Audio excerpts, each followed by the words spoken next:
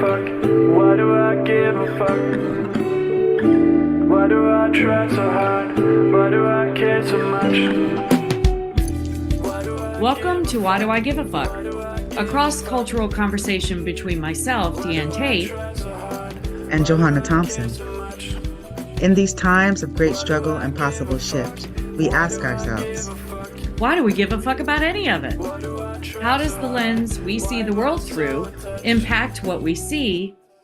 And what do we do about it? Hey. Well, this is what we do about it. We show up and we show out and we have conversations to talk about what the solutions can be going into the future. So I'm really excited. It's election day. I'm excited and scary and having all kinds of things coming in through my telephone, conversations with my young people, looking for voter registrations, all kinds of things happening today. So yeah, we're here. How are you feeling? Oh my goodness, how am I feeling? All the feels, all the feels. I was just mentioning to you that I saw a meme that said that today was all of us waiting for the biopsy results, and that definitely resonated with me when I saw it. Trying to be really mindful of what's happening in the world beyond this really massive distraction that we've all been kind of sitting under the weight of for most especially the last 100 days, but even longer than that, almost 6 months, these Yeah, man. 2 years, these elections just longer and longer and It doesn't, longer. yeah, no, it feels like Like the eternity. next election starts tomorrow, right? It For is. the next 4 years. So it just feels all encompassing and Right. dare I say important and not important and just all the things. So yeah, What was the first thing that you thought of when you woke up this morning? And as it relates to the elections, how about that? yeah, because I got all we're going I know, live because I was like, well, today. the first I thing have I all thought that going of, on in my you might head. not want to talk about. Yeah. Oh, just the really tapping into the ether, to the collective energy of not knowing what's going to happen, worried about an uptick in violence, worried about Mm, folks that I love, that I know that are walking around in identified as Black folks who are going to vote today, and concerned for that, concern about people being in voting places today. I mean, I voted early because I didn't want to be in the polling places on the day of. And so just, the unknown is always scary, right? No matter how toxic the familiar is, the unfamiliar or the unknown is always scary. And so, yeah, that was what was on my mind when I woke up this morning. How about you? yeah, no. So when I woke up this morning, I was like, okay, it's election day. What are the outcomes of this day going to be like? And just kind of going into the reflection of the ways that I felt during all of our critical elections, which all of them have seemed critical to me. I also went on because my young person is in college and registered to vote and had not received the ballot to her university mailbox as of yesterday. So I went on to see if she was registered, like if it was documented, because when a long time ago, when my older young person was registered to vote, there was a whole lot of scheming and trickery that was going on that we actually had to resolve. So what I saw on the When We All Vote voter registration, voter registration registry, is that she's not registered to vote. So we need to look at the state. And so if people are, I'm saying this in more detail because if people are coming up with these issues, then it's really important to like check in with your voter registration status right now to see if there's something that you can do to rectify and still show up at the polls if that's what you decide to do. And that's what I'm hoping that you decide to do. Other than that, I was just like, my plan was to get on a plane this morning Yeah. out to Jamaica. That's not happening. Some of the flights are canceled, weather is happening, and all of that kind of stuff. So I'm here on US Yeah, I did territory. see that there's another storm Yeah, man. coming through, and I saw the spaghetti, models, and it looks like I don't know what kind of strength it's going to have, but it looks like it's going to head right towards Western North Carolina, Tennessee again. So that was Uh-oh. to me when I saw that this morning because I have loved ones that live there and know about what they've all been going through trying to recover. So yeah, Mhm. just so Yep. much. So it's all stuff to like have to be thinking about. But the thing that we're thinking about today is is our election. So whether it's happening, that storm um is the excuse me, the storm of elections is a little bit more critical to Yes. me in this moment. Yes. Um and so yeah, I just got back off of a plane. I've been moving around on crutches because I'm really dedicated and committed, y'all, out here in these Yay. streets. Um at the Women's March in DC.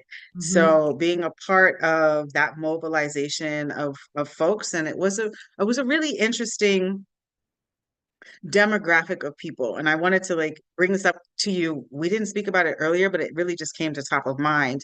The folks that I observed being at the Women's March in the crowd, because I happened to be with some of the speakers, but in the crowd, there were demographic of the folks were you. It was mostly Really? yous, a whole lot of Lots of yous, these. a whole lot of yous. Whole lot of And when I these. say when I That's a say a whole lot scary of thought. yous, because we also have a podcast, a whole lot of yous. It's like um, um, matured white women. They're young people. We're tagged along. I saw some brothers that were here. I'm here for my sister. I saw some more matured looking. But it was a large mass. I saw, pink nipple hats. I, it was not the same energy and mass mobilization of humans as it was with the initial, Women's March mobilization that I did attend in DC during that time. So I was surprised about that. Uh, there was very there was a moment of opposition from a group of people, but that didn't very last very long. It didn't have really very much impact. Um, and yeah, it was a different energy. So I'm curious as to what your thoughts are about that. And especially because it was a demographic of people that like I looked at and was just like, oh, these are a whole bunch of, you know, grown white women probably who have power. And I'm making an assumption, but you can tell by like the Yes. jeans and the shirts and the sneakers, because I'm also about, protest fashion. and and people We were had talking, they were we had out. outfits. We had They were out outfits with for their this. protest Yes. fashion. Yes. Yes. And from that, you can kind of generate like where people are in the economic status, kind of like the conversations or the energy as I was kind of on my crutches through the crowd, and Mhm. then also noting how the speakers were preparing to address the demographic of the crowd that was there. And so I'm just curious about your thoughts on that. If you watched any of the Women's March and some of any of the key elements that you thought were brought up as it relates to this election. Yeah, it's really interesting because we were talking about, I remember when you told me that you were going to go to the Women's March, and I thought, wow, I didn't even know it was happening. So Mm, it was a another awareness for me about how algorithms work and how if we don't get the messaging out into the algorithm that people just don't know about it. So I don't know if I ever asked you like how many people you thought you might have seen. If you could take a guesstimate, I'd be curious to know mm, what the numbers are for that because I didn't see it at all, and I'm just one person, but I'm the demographic that obviously they were pointing towards because we're the ones that showed up. So I'd be curious about that. But I'm thinking about I went to the Women's March in 2016 after he was elected the first that's the time. same one. And it Yeah, was over a million of us there. I rode a bus. yeah. I got on a bus. I was living at the time in South Hmm. Carolina in Charleston. I got on a bus at 4 in the morning and drove, all night and or all morning to get to DC, and then, lost all of the people that I rode on the bus with at the train station before I'd even gotten to the train. And it was just Mm, craziness. There were so many because people. there's mass, yeah.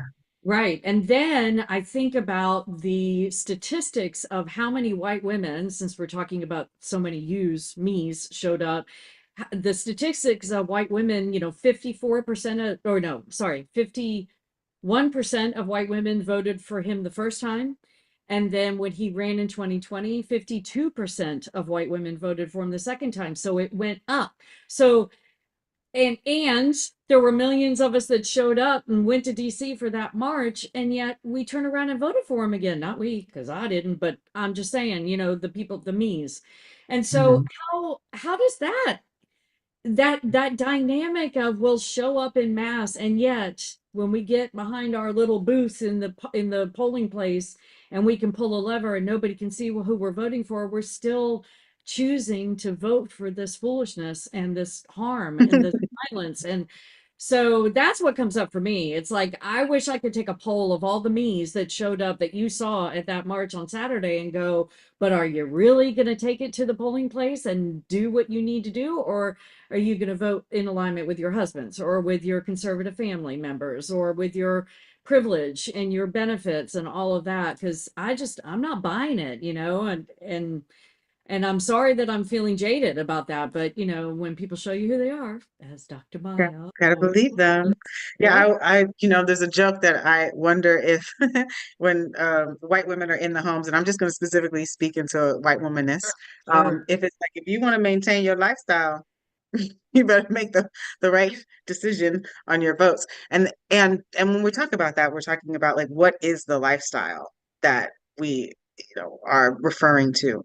Mm, And how many Americans at this point, excuse me, people on US territory, because America is North and South on my continent, but in US territory, how many people are really able to um, maintain or enjoy the level of privilege, right? Because all of us we're seeing this entire uh, growing economic wealth security gap that is increasing for all demographics of people. And that is, I think, one of the critical issues that we're going into the polls thinking about is how do we get back to a place where there are the way that we are receiving and experiencing our resources is a little bit more equitable and helpful for us to be able to sustain our lives. yeah. Um, Yeah. so yeah, I typically am a person who goes on election day. But because I've been, going back and On the forth move. the country, Yep. um, I did it early just so that I could make sure that it got done.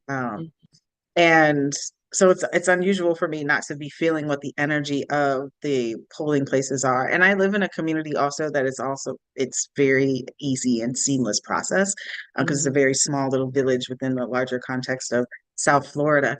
Um, so yeah, going to vote and going to the polling places and all of that is easy. But I am curious in other communities where there's a larger mass and people don't have so much easy accessibility to the polls, what that's looking like. That was one of the thoughts that I woke up with is like hoping that there would be a limit of harm and violence, some of the things that I've heard people expecting to possibly happen today.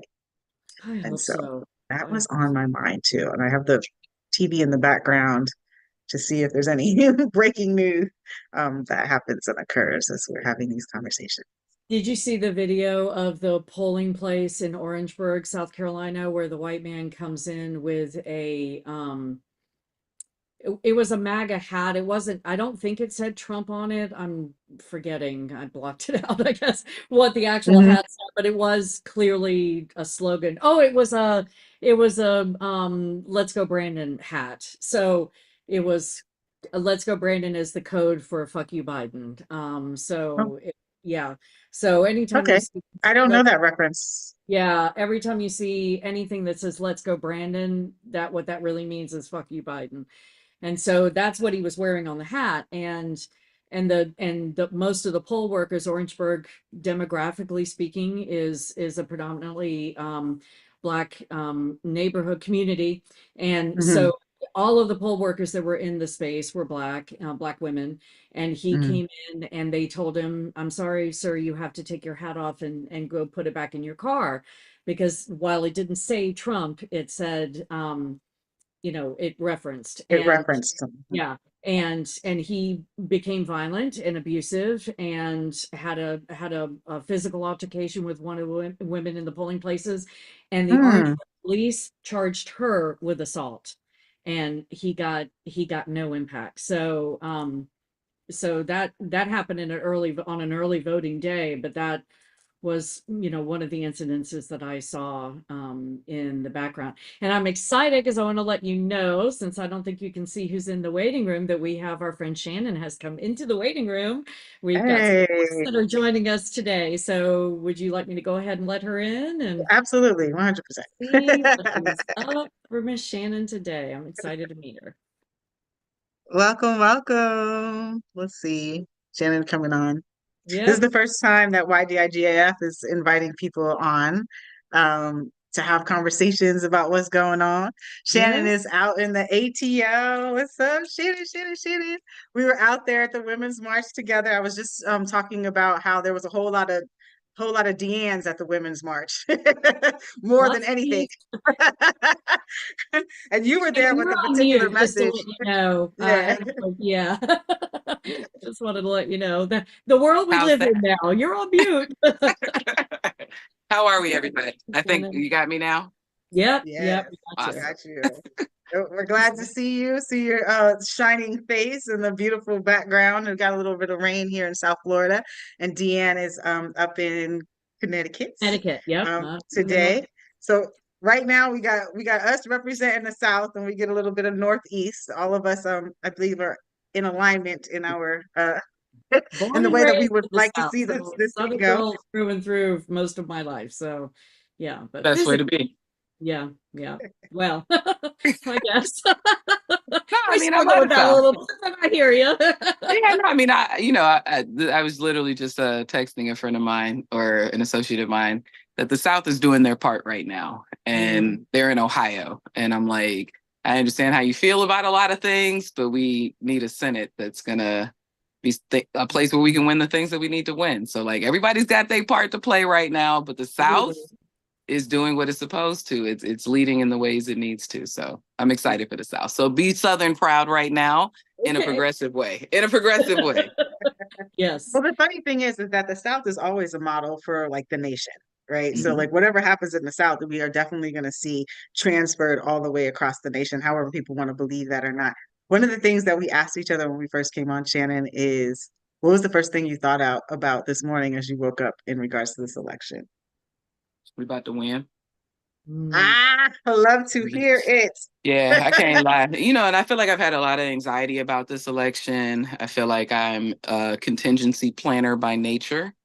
Um, and for some reason, and I don't know if it's because I woke up in Atlanta, um, something came over me that feels like we're in a particular moment that's good and dope and right. And yeah, I think that we're going to drink in celebration and not in sorrow. All right. Drinking in celebration and not in sorrow. Love to hear it. How do you want to be introduced? Because there was a question of, is there a bio to introduce people? And one of the things that I wanted to highlight is just that we're all out here doing our part and being who we are, but showing up at the polls. So like what we've done in our lives and all of that kind of stuff is not what matters. It's what our lives are going to look like going into the future, especially after this election. But do you want to let folks know kind of the work that you've been working on? You have a little bit of it on your shirt. I do. So yeah, I was born in Ohio, did over 20 years stint in the South between the states of Alabama, Mississippi, Florida, and Georgia. So all of my organizing experience, everything I've done related to social justice, I cut my teeth in the South. I went to my first state house in the South. I did my first legislative advocacy in the South. So I consider myself very much a Southern activist, even though I was born up north. Um, and the South is my ancestral land. So all the work that I do in the South feels very rooted in like a family return and a like, let's correct some errors. I also just will say I love the South and organizing because the way of the South is the way of the world. The South has given us our most treacherous policies and positions, our most human rights denial positions, but it also is where the greatest resistance to those things has ever been waged. And every time the South wins, we're winning against the bigger, massive forces. I remember in 16, we were working the campaign here, and folks hadn't really caught up to like what was potential, allowing the first DGT presidency. And I felt like folks were very caught off guard. And I just wanted folks to kind of know, welcome to the South. when he came in 16. And I think we saw that. I think we saw that with like millions of people dying in the pandemic. That was the thing I was like screaming at us in 16, is that if you let this man in, millions of people would die. I had no foresight of a pandemic. I just knew that his value system was not going to be one that supported human rights and life. And then we get a global pandemic that demonstrated that at a massive scale. And I think that even right now, I have the same, if you allow him back in, we will be talking about the death of millions of people in all kind of different myriad of ways that we can't predict forward, but it is his lack of true love and care for the South. Now, mind you, these are all the opinions of just Shannon Reese, even though I have on a C3 sweater. Let me be clear. My apparel is not my platform. It is what's keeping me warm. Yeah. Yeah, Yeah. in, amongst the crispness in the air. But yeah, I mean, I just feel like we've got to, yeah, that's me. I care about the South. I follow the South. I bleed the South in a particular way because I think we've got to pay attention to the resistance that comes out the South, because got us in slavery, it got us out. Right. It got us in the 3 strike laws. It's getting us out. It got us into abortion bans. It's getting us out. It is the leadership of the South that will continue to guide this nation into either its better self or its worse self. So anybody that's not Southern loving that might be hearing this message, know the South is doing its part right now. That I got more energy running around these Atlanta streets than I did any of those Ohio streets. That it's really important for folks to just take the energy level up the rest of the day. Like, folks got hours until the polls close. You know somebody that ain't voted, and be on them. Be on them right now. I've been on so many people like, I'm not even talking to you. You can't see me or have a conversation if you I don't have told my something to say brother about I'd this write him out my election. will if he don't go vote. Ooh, that's real. Mhm, mhm. And so on top of that, Shannon, too, is the concept, and Jay and I have talked about this in previous episodes, the concept of staying engaged afterwards. You know, that Mhm. that today is a it's a snapshot, right? And there's so much more work to be done afterwards. And I wonder if you could speak into that. I'm aware that our electorate on the greater scale in this country tends to, you know, the apathy tends to kind of come back in after the election is over. It's like everybody breathes a sigh of relief and we all go back to our corners. And so we've been talking about that a little bit. I'd love to hear your thoughts on that concept. Yeah, I mean, civic engagement is 365, you know. There's definitely the civic engagement of twice a year voting, because I want people to remember that primaries matter, and municipal elections matter. That while this is a presidential election and we get all geeked and excited, that twice a year we request your civic participation, and I really will say your civic duty to be exercised. And, you know, for the folks that like voting ain't it, that's the other 360. What can I add? 2, 3, right? That like the way we really create change is that your elected official knows your name, right? And they only know your name because you put your face in their face. Right. You are just a voter on a roll until you walk up on them, introduce yourself, and tell them the things that actually matter to you. Now, doing that on an individual level is beautiful and delicious, but doing that in a collective organizing position with other people who share a like interest or a like need for change is really where you get to flex power within your civic self. So yeah, we're just finding out today whose seat we going to, right? For us, it's like, I don't care who's in that seat. And this is part of like, I cut my teeth in the South. I've never had the privilege of winning anything under a Democrat in the South. Yep. Right. Not any day of my organizing career. Every fight I've been in has been, how do I get a Republican, a redneck for some, to actually come along with what our values and our needs are. So whoever sits in the seat, your message and your need has to be articulated loud and proud. If you can only do it individually, where you call them up, you ask your reps for dinner, and I mean your state, your county, your federal reps, like up and down the ballot, make it a point to like make sure that they have at least shook your hand once and heard what you needed them to represent. But if you're on like, I need, you know, retirement benefits for my elders, get up in a group of people that are organizing for that so that you can flex that in a collective way. If you are like, I need a national protection to abortion rights, get up in an organization that is in that fight so that your voice is not singular, but it is the full fistal punch of that message, right? There's like the one and the fist and like all of that. Do both. Okay. Point your little fingers, but also get up in a Get your little fist. fist. Like do Let's both. practice. Okay. You can be your Fingers I fist, am. fingers fist. I am. And we are is the thing Yeah. that, you know, we just got to go for it no matter who is in the seats, no matter who gets into Congress, no matter who gets in the Senate. Our needs and stuff ain't changed. And we've got to fight until we win. Are you Yeah, hopeful I'm sorry. that Go ahead. that we're seeing a shift in the electorate, in that letting go of some of that apathy? Are you seeing that in your spaces as you're moving around? I mean, I'm gonna say yes and no, right? Like we have a society that has a level of participation and a level of apathy. And I think every generation is trying to grow the conversation more into the mass, right? That more people are experiencing their civic self. I feel really excited for Gen Z. Like they're a generation that has only known life and their rights, right? I'm a generation that's only known my right to vote, my right to abortion. Like these are things that but this generation is even more indignant about what you're not going to do. Okay. So I feel very excited for us to lift younger voices right now. Us old folks, grown folks, and older folks need to guide, share what we understand, share the lessons that we got, and let these young, wild folks that think very different than us tell us where we're going. So I feel like I'm experiencing less apathy in the younger folks, but I also know that they need the information and the history so that they don't make, you know, same old dumb mistakes that we made and that our parents made. Like there's a thing, but the energy is for me with the young folks. That's where we got to put it. Thank you. I could take some old apathy because, you know, some people don't like that. Sit down with your old ass. Oh, I don't know. That ain't what they told us they want. So maybe we should just hush. Okay. All right. Yeah. Well, I love that.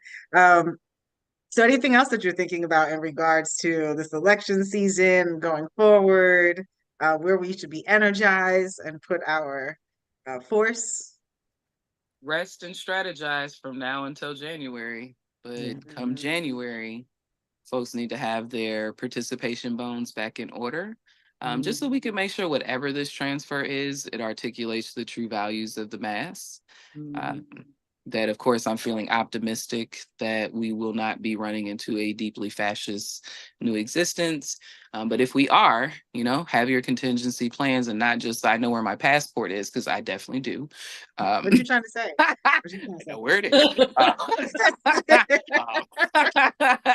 Well, That that's is one fun. plan. That is That's one plan. one option. But the staying option and the staying to fight and the staying to resist is the thing that we all need to decide where we're going to be in that. And folks need to decide what their levels of resistance and participation are going to be. But yeah, use Thanksgiving and the holiday season to figure out how you're going to be in 2025 and like what are you going to do in January specifically to either show support for the transition towards a new leadership or a resistance to one that doesn't really support our values and our goals. But yeah, just plot and plan right now. Let the crazies be crazy over the next couple of months. Get your rest in and yeah, be ready for January because Congress will be in session and it'll be an opportunity to start either winning or defending. Yeah. Absolutely. And however we do it, we definitely want it to be a peaceful transfer of power. And that's what I'm pushing for and asking that we really be thinking about that. To Shannon's point, whoever is in office, we still are always going to have a fight. There's never a time to rest, even after the vote. We don't get apathetic, especially when we're dealing in the South, in particular, with a lot of issues that are coming up that are trying to continue to marginalize and oppress some and elevate and privilege others. So we're here. Thank you for coming on, taking your time out of election No problem. day. Go vote, go vote, go vote. Get your cocktails ready either way, kind of thing. Yes. Yeah. All right. It was nice to meet you, Shannon. Nice to meet you too. Y'all are doing a good thing because we do give a fuck. Yes. Yes, we do. Yes, we do. Thanks for All right, coming y'all. on. Enjoy the rest of your Shannon. show. I appreciate you. All right. All right. Bye, guys. Check in. Bless, bless. Have a good one. You too. Yeah. That's like hearing from the folks that are like really out on the ground and have been Yeah. participating in this work continuously, never stops, always engaged, and really like caring about what our humanity looks like. So just the Mhm. energy of like in Shannon's space, literally driving from Ohio to be in DC, to then leave DC to go to North Carolina, head from Carolina to Atlanta. There's folks that are really out here trying Yeah. to block, broaden, and build a new vision for what our um, United States can look like. Yeah. That's what I'm thinking. Yeah, I know. Thank you. You're helping me remember to not call it America. Yeah. I've totally broken that pattern yet, but you've really got me thinking about that, so I appreciate it. So our next Mhm. guest, our next surprise guest is in the waiting room, so I'll go ahead Yes. and let her in, and welcome her to the space. Hey. Hello, hello, Miss Jo. Are you there? There Hello, she is. lady. Hello. Hello. How's Well, it going? it's going well. It's going well. Thank you for being with us. So I'll just I really love we just had a guest, Jo, this is Jay, my podcast partner. You all Good to haven't see you. Hi. So good to see you. and Lovely just kisses. had a wonderful visit with a friend, Shannon, who is working on the ground and is right in Atlanta right now and was Mm. just in DC over the weekend at the Women's Mhm. March. Yay. And Jay was great the way you did it. Just asked her to introduce herself into the space, whatever she wants folks to know. So Jo, I'm going to ask you to do the same. Let me. Introduce yourself and whatever you want to share with folks about how you come to this space and today. Yeah. Hi. Thank you for having me to this space. I don't know if saying happy election day is accurate. Yeah. Yes. So we'll just say election day. Let's acknowledge election day. My name is Jo Lorenz. I come here via Deanne, who we have been organizing in Connecticut together. We have been unpacking our whiteness together. Bumps along the way. There will be my bumps. I'm not pointing fingers at other people's bumps. Many bumps consistently. I call myself, what do I call myself? I call myself an abolitionist, a community organizer, a writer, and if I want to sound corporate-y, I'll throw in communications professional. Yes. I'm the co-founder of a socio-political social media platform, whatever we want to call it, called The Progressivists. We speak to about 1 million people, which is a lot, and not something we take lightly. I'm the editor of an abolitionist and anti-imperial Substack called The Connections, with which Deanne is very familiar, and I'm grateful to be here. This is my first, obviously, by my accent, I am not from these parts. I am married. I know. Who would have thought? So I'm from Sydney, Australia. I come to America via Hong Kong. So I moved to Hong Kong when I was 28, just a baby. And I Not met so long ago. Oh, yeah, like No, totally 2 just the seconds other ago. day. Exactly. And I met my now husband, whose name is Willie. He was also 28 and had just moved there, and he is an American. So that's how I come into this world of America. We then stayed in Hong Kong for a long time, moved back to Australia, and then realized so much of what we are talking about politically and everything really was here. So it felt disingenuous for us not to be here. So we came with kind of lights and stars in our eyes to make a difference and save the world and help. And, got pretty much the shit beaten out of us, earmuffs, children, by the reality of America very quickly. And so then turned more to organizing. So we still obviously operate our progressivist space. It has been a space we have been very thoughtful with. In this time, our account started as an anti-Trump account.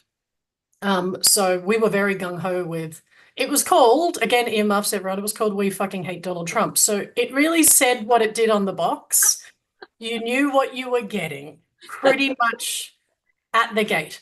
Yeah. So while that statement is still categorically true, we have also shifted to a broader space, talking about more than just how abhorrent this man is.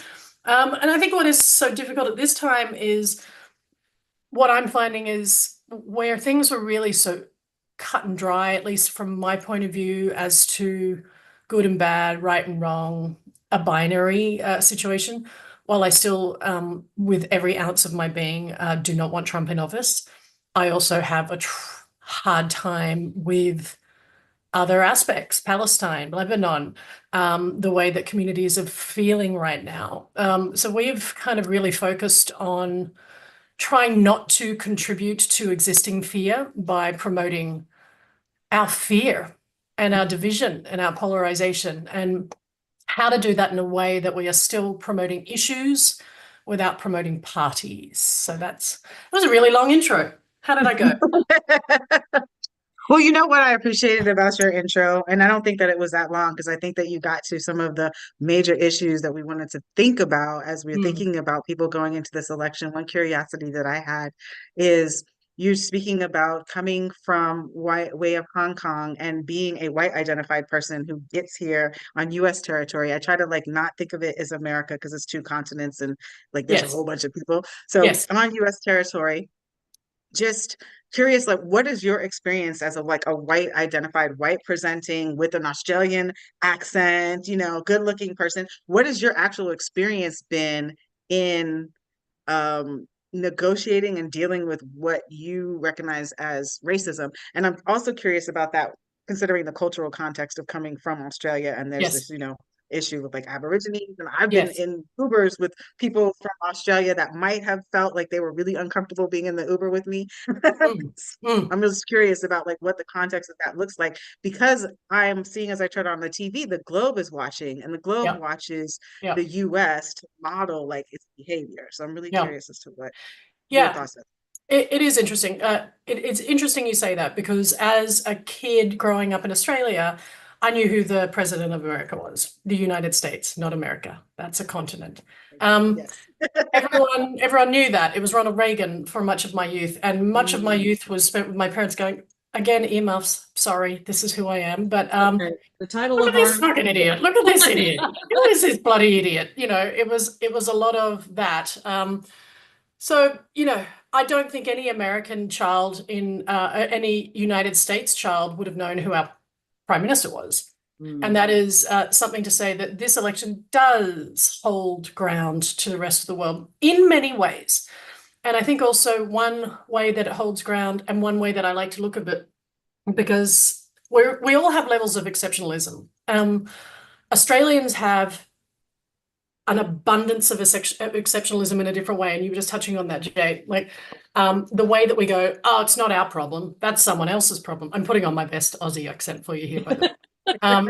So we kind of say, oh, we're not like the Yanks. That's what we call Americans. We're not like the Yanks. We're not like the Poms. We're all right. Everyone's right here. Yeah, we got problems, but we're all right. It's pushed to the side because we point fingers. Everyone's worse, which is bullshit. Okay. What would that conversation be with an Aboriginal in Australia who's incarcerated at higher rates? They're not going to say, oh yeah, America's worse. You're right. Thank God I'm here. I mean, it's colonization no matter where you are. It's imperialism no matter where you are. It's very easy to point fingers at the States because United States citizens and the culture of America tends to be very loud and proud.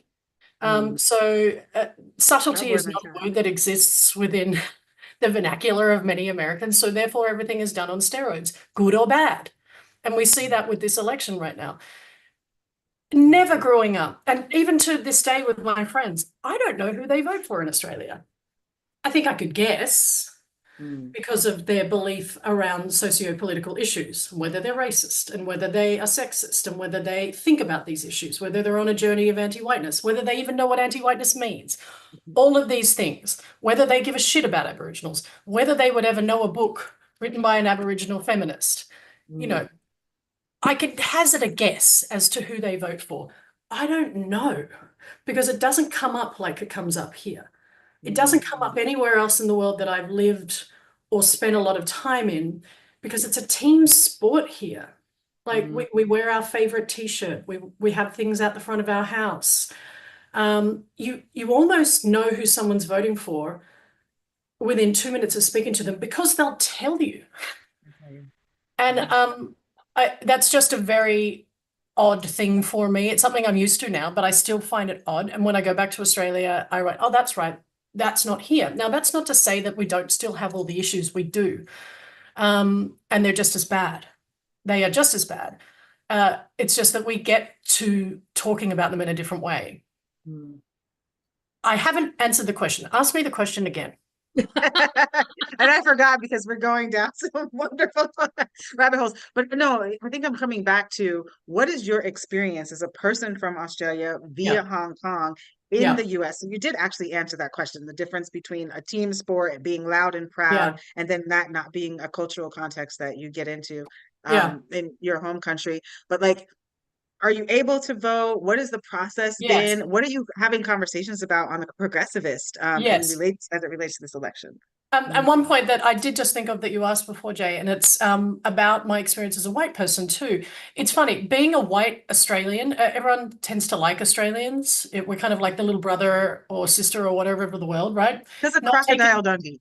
Yes, totally. Not take it too seriously, but seriously enough to get a plate at the adults table type of vibe. So it's very interesting to me that I am accepted more quickly than people of brown or black skin in this country who aren't from America, or people that are first immigration, second born immigrants who are immediately othered. But by the fact that I have white skin and this accent, people are immediately, she gets it. I'm part of the club instantly. So that sickens me, and it also gives me power to use, and I'm therefore trying to do it. So with the progressivists, the conversations that we're having over there right now, again, are just really trying to not emphasize too much on polarization. There are so many communities that are hurting with this election. Every candidate represents dichotomy for numerous communities.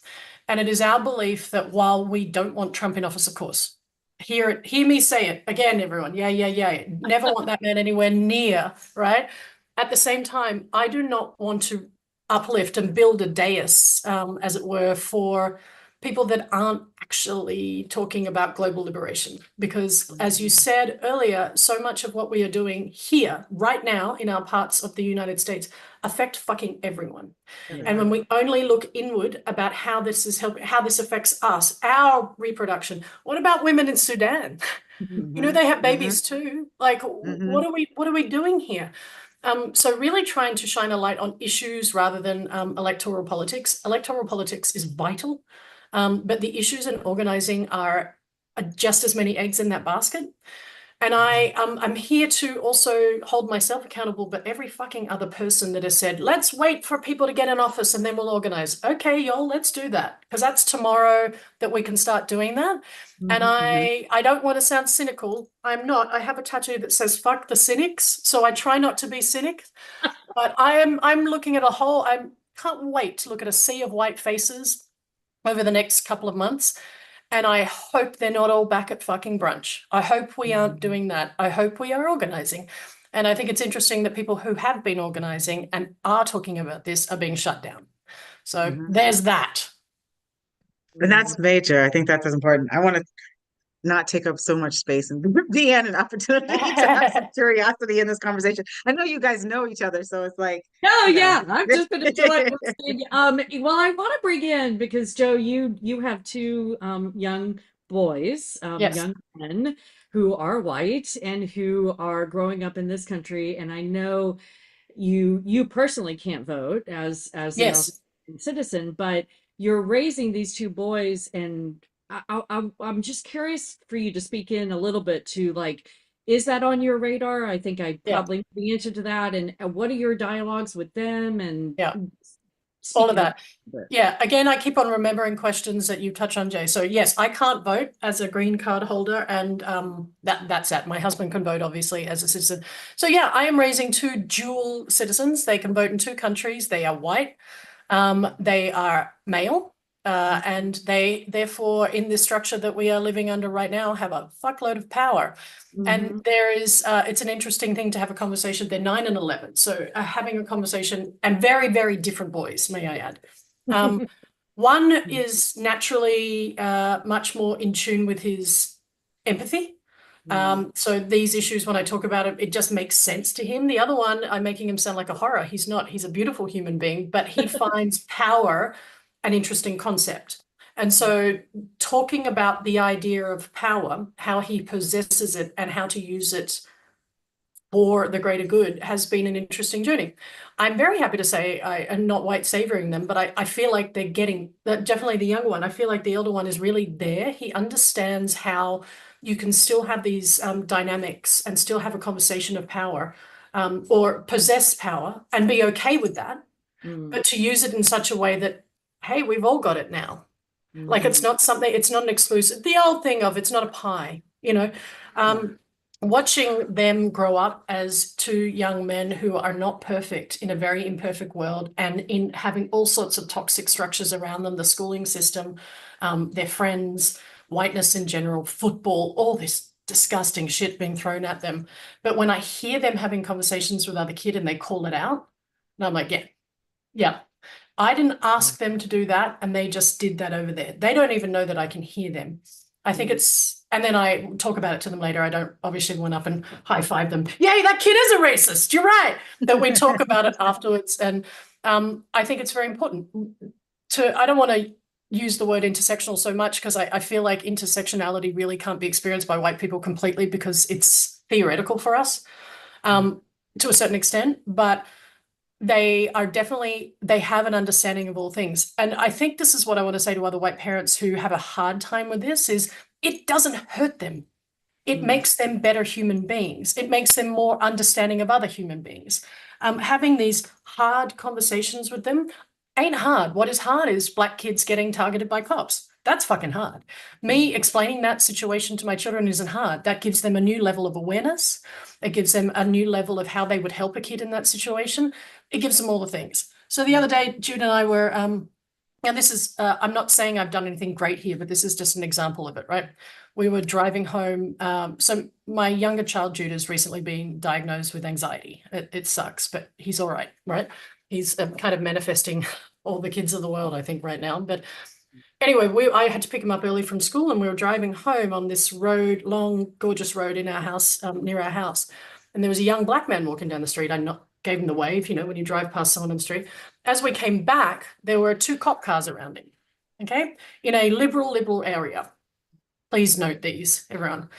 And 4 cops standing around this kid. I'd say he was like 22, right? And Jude said to me in the back, what is happening? And I said, I don't know. We're going to stop. And he said, yes, we are. Like that was his automatic reaction. And again, I'm not trying to savior him here, but like he understood that this is unsafe for this man. And it is our responsibility to make sure he's safe. I didn't know what to do. We stopped, we rolled down the window. The cop said, keep going. I said, no, are you okay? He said, I am. I said, they're like, you can go, ma'am, you can go. This is a small area we live in. So I see these fucking idiots all the time. Anyway, I said, are you okay? Like, and he's like, I really am. I'm okay. I said, okay. And then we go. I still don't know if I fucking did the right thing. I don't know. But what I know is that didn't harm my child to see this man humanized, who is being questioned by cops who are walking down the fucking street. I've never seen that with a white kid in the neighborhood. I've never seen that shit, ever. And if more of us were just like, I'm okay with doing this, and not, oh, look, there would have been millions of mothers, I can't bring my kid into this. Yes, you can. It's again, I'm not trying to make this scenario into some, oh, aren't I wonderful? I don't mean it like that. I just mean this is an example of what humans fucking do to each other, for each other. And if we can't be that simplistic and breaking down and helping someone out, then what are we all doing here? Exactly. I really appreciate the humanity that we get to see in the future generations, the younger generations, because they're having a different conversation and they're exposed to a diversity of things. When you're talking about intersections, like they're exposed to that. I also want to offer in the perspective that, yes, within imbalanced power structures and hierarchies, there Mm. is violence and harm to the people that are experiencing that. But then also there's uh, I would say an equal amount of violence and harm to the people that are actually causing it, because Yes. they're not getting the entirety of any type of experience at Yeah, a all. human Because, experience. you know, Right. like a human, because there's so much that is missed. There's so much wonderful, deliciousness. This is the Yeah. language that Shannon used before, that you Yeah. miss when you isolate yourself into the club that you were referring to earlier. Yeah.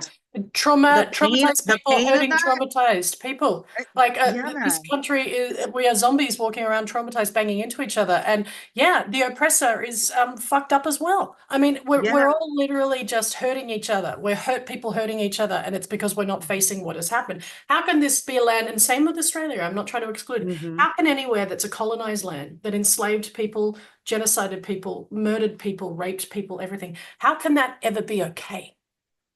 It can't Never be. okay. It's Yeah. never And we okay. justify it. We're seeing that happening in many places across the globe. The one that's Right. amplified the highest and the most, we know, is in Gaza, but it's like happening all over the world continuously. I like to name it violence impacted people, because then that really shows like the Yeah. empathy of the experience that we all are engaged in this Yeah. kind of ecosystem of Mm. violence that we culturally kind of promote and continue to play into. Yeah. And so it is opportunities for a 9-year-old who is experiencing the pressures of the world to be able Yeah. to say, yeah, mom, we do need to stop in this moment, because that's the human connection that we Right. need to remember each other. And then have power, because there's power in that moment where you say, yes, we do need to stop. And there's also a power balancing when we Yeah. can recognize each other's humanity, and then give the autonomy of the young man who is being stopped by the police to actually Yeah. be able to say, no, I'm okay, because the context of all of the other Yeah. things Yeah. of, you know, having someone stop and then it seeming like there's more going on, Yeah. and then Exactly. trying to negotiate and manage all of that. Right. And to So your thank you for point that. of also like, and maybe that also does give those white cops moment to pause. Why were we called here? Is it, for want of a better phrase, a Karen who's worried about something, or is there legitimately, could we have handled this in a different way? Did we really need to send four of us? 4 officers. Yeah. Mhm. So all of those things, but yeah, I think it's very empathetic and graceful of you and everyone to recognize that. How did you phrase it? The violent, what did you say a second ago? Violence impacted people, VIPs. It's the new way of coining VIPs. VIPs, violent impacted people. Love that. I like that Put too. that one down. Yeah. That is good. Yeah, how we are all literally just bumping into walls, you know, and I think having all these conversations only makes us better. It doesn't make it easier, but it makes us Yeah. better to have these conversations, because then we can work on them. It's just going to therapy.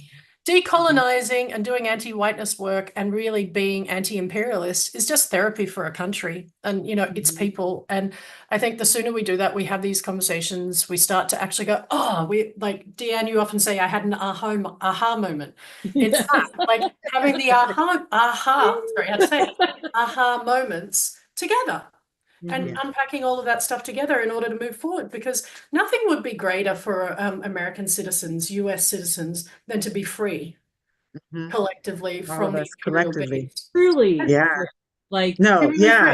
free. with and adjacent to Yeah. understanding the Yeah. truth of the journey that got us to that. That's the thing that makes me, just feel some sort of way about where we are, is that we're doing it with these blinders of falsity over our Yeah. eyes. We just we won't have that dialogue. The fear of what if we actually know and own and claim the history of this country and how it was built is so deeply embedded. I mean, we could talk all day about whether or not Australia is having those conversations, but it's like any colonized land. And that's Yeah. why Palestine has been so impactful for me, Yeah. because we're watching in real time how this country was built, Yeah. and so Yeah.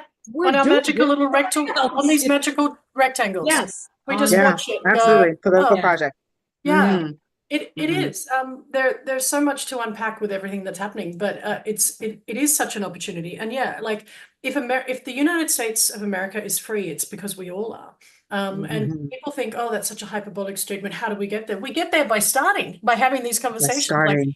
Yeah, by organizing. We Mhm. don't get there by going, it's never going to happen. It's the same with when we organized to ban guns. Yes, Mhm. that's an enormous undertaking, but you know how it starts? By starting. People organizing. Yeah, Yeah. yeah, Yeah. yes. 100. And we've Banning already chattel had enough slavery. violence because people have been communicating, change and revolution, transformation happens through violence. Well, we've had the violence. The violence is here. The violence is existing. Already We are It happening, existing in the baby. violence. So now it's time for us to be in this transformational moment of shifting that Yep. Mhm. and asking for a peaceful transfer of power, which Yes, is the please. campaign that we're moving forward with Yeah. definitely from November 6th all the way through Inauguration Day and then beyond, but really during this period where we are waiting for for them to like kind of rectify and all of that, the vote and the count, and as we're watching power transfer and positions change of leadership in our local, state, and Yeah. federal governments, that we really want to amplify this message of doing it peacefully, no matter who it is, so that we can get to the place where then we can organize and be in strategy for the transformation that we want, because it's always going to be something that we have to show up for and show out for. Hashtag stay engaged. Hashtag stay engaged. Hashtagging. Yeah, So I'm hoping I can share the campaign with you, Joe. please. And Yes, then, please. yeah, amplify it to your Yeah. community, because we really just want to get in our purple and let people know that regardless Yeah. of who, red, blue, we don't really have so much green and independent Yeah. visibility at this point, but I'll hold the green. whoever's there, yeah, still have peaceful transfer of power. Yeah, Yes, go ahead. I couldn't agree more. Violence is it feels like it's right here. Everyone is feeling that, and it is right here. And this is what happens in a country that really embraces rugged individualism. It was always going to bite someone in the ass at one point. It's biting us all. Yeah. I agree. Like the next few months are vital to see how everything can shake out. Yes. And I think, yeah, concentrating on having whoever is in power, hopefully. Yeah, and We're gonna having, claim it. We're gonna claim what we want and Yeah. what we need. yeah, and just being able to then organize. None of this happens if we are all yelling at each other. None of this happens when people are screaming at each other online. I don't want to live in a democracy, or nor do I think it's a democracy if we have to shame people into voting. I don't want to have to shame people into doing anything. I want people to be aware, and everyone's an adult, and we all have agency. You do whatever the fuck you want. You just make sure you know what you're doing and you organize to do it. There's something to be said about a lot of these mums that are on the other side. Ugh, I just did a real big binary and I hate that. Let me say some Republican facing mum, like Mums for Liberty. Now, I fundamentally disagree with literally everything that comes out of these women's mouth. I'm almost sure all their recipes suck too. They just fundamentally horrible women. Having said all that, they know how to organize.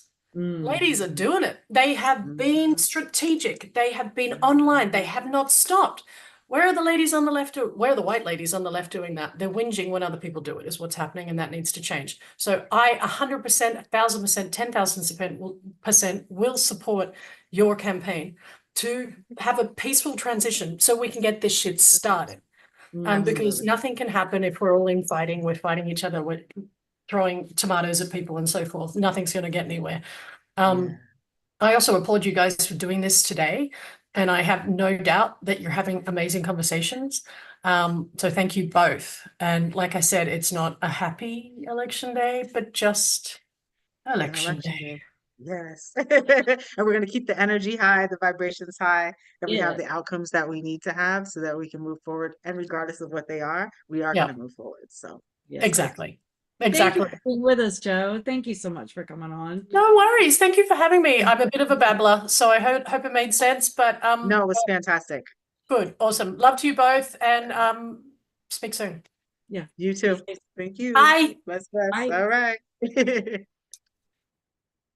Excellent. Good conversations. I love the different perspectives that we're able to pull into our talks, the way we Yeah. talking with each other. Yeah. And yeah, man, having this North Star, right? Moms of Liberty do have a North Star. Project 2025 already Mhm. sees the goal manifested in Horizon, Manifest Destiny. A lot of the way that we experience our colonization and imperialism is with this Manifest Destiny of this is the way that it's supposed to be, and kind of everyone just comes along with that. And yeah, so we need some other manifest destiny, some other natural law to follow along with, where we can say, yeah, everyone just come along with this because this actually has a greater impact, a greater good on a larger mass of people. Yeah. But we're going to block what they're doing. We're going to broaden our scope and our horizons and our understanding, and then we're going to be able to really build in a strong and transformational way. I'm excited about that. I'm excited about that. Well, it's so curious to me because she's right. You know, Moms for Liberty has been embedding themselves in school boards all across the country. They've been embedding themselves in places that are super pivotal, right? Because they can, you know, spearhead book bans within our schools. Libraries are being shut down. You know, that in Texas, there's a book line, a children's book line called Race to the Truth. And I think they've got 4 books that are out right now that are written by members of the marginalized community that the story is about, and they're highlighting different communities. And in Texas, the Texas Supreme Court said that they designated these books, which are nonfiction books, they designated it as fiction. And that was obviously intentional, but it's like it's always curious to me how that continues to happen, where the groups that are for all of the things that most of us sit in our living rooms all day long and say that we are against, why they are so much louder and get so much more traction and are so much more strategic than those who would any time of the day or night, if you ask them, you know, do you believe you're on the right side of history, they would say, oh, absolutely, I'm for inclusion, I'm for, you know, freedom for everyone, I'm for rights for everyone. And yet they're so quiet. I don't know how we break that. I want to No, you know, know this how is we break that. You know? it really speaks to what Joe said, as a person foreign born who comes to US territory, automatically being a part of the club and Mm, hearing that, right? yeah, The club. the club. Club is not a typical inclusive club. The club that Joe was referring to Fusion is club. white supremacy, Yeah, right? yeah. It's just being right. And so that speaks to this nation as Mhm. really founded on the principles of white supremacy, where somebody completely from a different area can come and immediately be invited into the club. Yeah, Those are the things that we want to make people aware of. And it can't come from my mouth saying, right, oh, there's a club that I've never been a part of, because I can't right. speak into the club because I'll never know what the club looks like. But what we do see is, to your point, what this club does in producing power and producing change. And so we're trying to pull members who are part of this club to kind of to come outside of the club. And it's hard to do. It's hard to do. I get it, for Well, because anyone. the unpacking is so deep. Like, you know, in my own awakening, we've spoken about this on other episodes where, you know, it's like it's like an onion, right? You know, you've heard that metaphor before, where every time I peel a layer off, it's like, oh my God, there are more layers. And I don't even know how Right. many layers my onion has until I start to Mhm. peel it. And, you know, and if you would ask me in the beginning of my awakening, how many layers did your onion have? I'd be like, 2, you know, because Yeah. I'm a good person and I love everybody and all of this stuff. I would have never known that my onion had an unlimited number of layers. You know, I would have never known Yeah. that. But when you were speaking about the club, it made me think of how when this country was first, when my ancestors first stole the land from the indigenous and then started to colonize it, you know, there were people that looked like me that came over, Irish people specifically, Italian people who did look like me, and yet were not allowed in the club. It Absolutely. took quite some time for The them to Whiteness Club just started to, the Whiteness Club just evolved as a great antithesis to, I think, right before civil rights, like whiteness, because think about in World War II, right? Mhm. Italian and Irish soldiers were separated from white Mayflower humans, Like there was still like this very strong hierarchy that occurred. So I don't know Right. this concept of like universality of whiteness existed really until we started to get It into was more of a MAGA modern era, the Make America experience. Great, the father knows best, this like, Yeah. oh, we're going to privilege white folks who have fought for this country and not Right. give the same resources to indigenous people who were fighting for this country in World War II, Asian people who were encamped during that time, Mhm. and also then being able to have opportunities to African Americans, indigenous folks. I said that already, but I'm talking about indigenous African American identified people Yeah. that were here. All of those people were other than, they were Mhm. othered during that time. And then as we got into this 1950s era of, I don't even know what it was called, but when they were lying to white people about food, they had to teach white women how to cook diseased up chickens, right? I watched the food documentary about them knowing that chicken was not well cooked. And because we were transitioning from this place where there was less um, cooks and service people working Oh, for right. just Right. white folks, white Interesting. women had to learn how to cook dinners and meals. So you had all of these commercials and cookbooks and all of this stuff coming out to say, hey, heat your chicken up to 350 to make sure that it cooks fully for more than 20 minutes so that we're not feeding you disease. So, I mean, it's just things that we don't think about in the context of our history that also has fed into racism, and that is what I was talking about. It really does harm also the racist as much as it does the people who are being impacted, and then it stunts our ability to really move forward and evolve into the humanity that we want to. We're going to be challenged with that through technology, and I'm curious to hear what that looks like when we have some of our the fruits of my womb coming onto this podcast, and I hope that they're getting ready. I'm also looking for one of our The other fruits folks of your womb. I who, love that. But thank you for that awareness about the cooking thing. I'd never thought about yeah, that before. So light bulb, aha and moments. I had a light bulb moment. And I'm thinking about within the context of my own mother, who grew up in a very affluent family, cooks, nannies, governesses, the whole nine yards. And when I was growing up, she hated cooking, didn't know how to do it, felt very self-conscious about it. So as a result, all of our family dinners that she had to cook were fraught with days leading up to it of anxiety and stress, and and as a result, very toxic environments because of just her That's fear racism, y'all. around creating a meal because she didn't know how to do it. And it had never occurred to me that that piece of the puzzle that you just gave me, I'd never thought about that part of it before. I mean, I knew her mother didn't cook because she had cooks that cooked for her, and so she never taught my mother, but it was a deeper thing than that. So anyway, light bulb. Just had that piece of the puzzle There brought we in. So are in thank the you. United States. I'm talking like if people, we know that we have listeners from across the globe.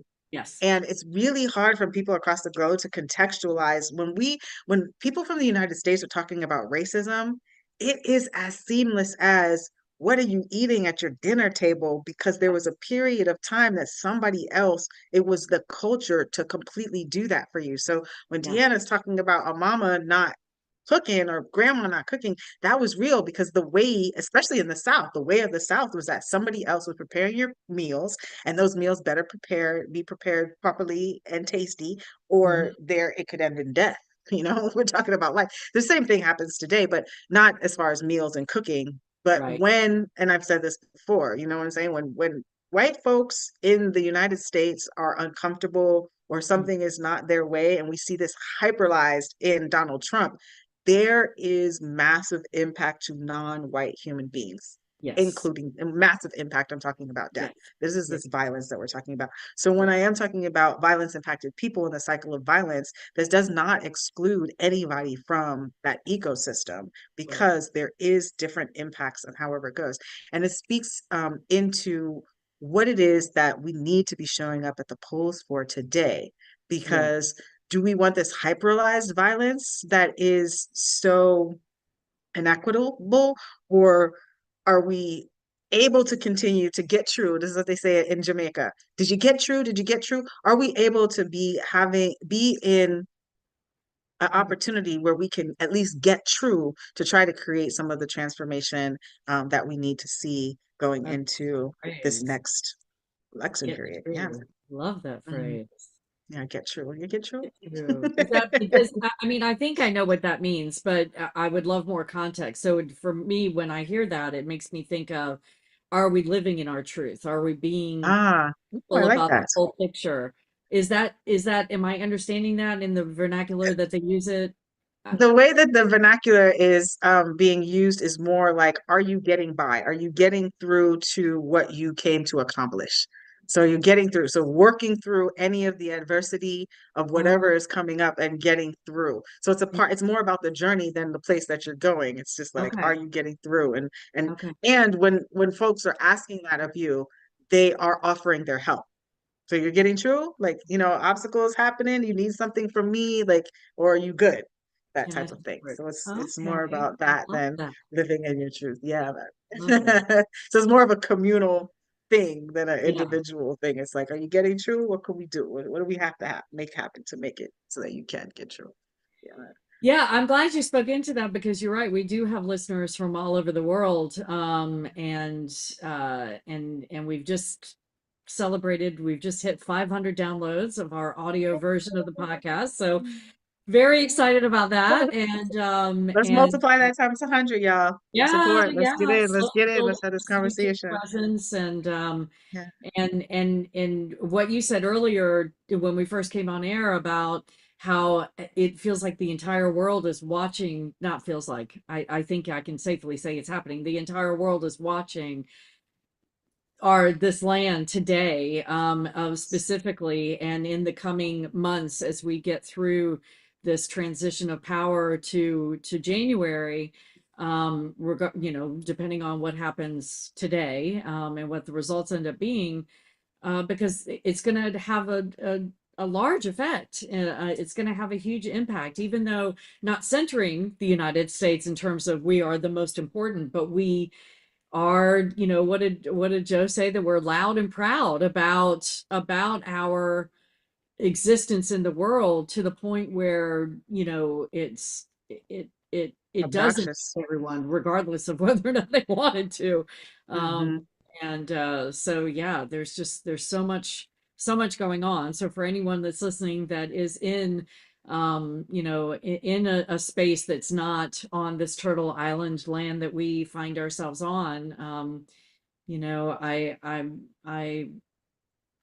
I don't know. I'm feeling compelled to say, I'm sorry about what the impact of our today and our next few weeks might have on whatever part of the world you're living on, because it's not often a good impact. It's usually a negative one, unfortunately. So We just are trying to usher in a good impact with a peaceful yeah, transfer of power. I'm gonna keep yes, on saying it. So here is my wrap throw. I can yes. I represent. love the purple. It's It's not in beautiful. the print of the kafia the way that you are always representing support of the people of Palestine, but this is in our protest fashion on the day. Yeah. But this purple is really representative of our campaign, the Peaceful Transfer of Power, PT25, right? So you got the Project 2025 that's really trying to be in harm of a majority of human Right. beings that Right. reside in the United States, with a global impact.